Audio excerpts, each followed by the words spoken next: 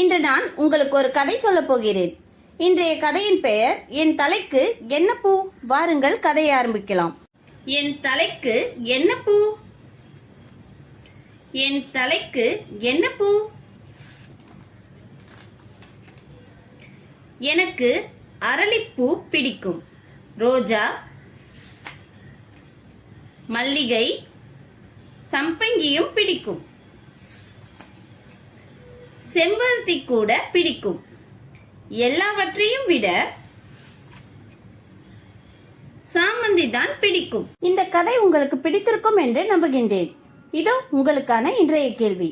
இந்த கதையில் பார்த்த ரோஜா பூவை வரைந்து அதற்கு வண்ணம் தீட்டுங்கள். உங்களுக்கு தெரிந்த பூக்களின் பெயர்களை எழுதி எங்களுக்கு அனுப்புங்கள்.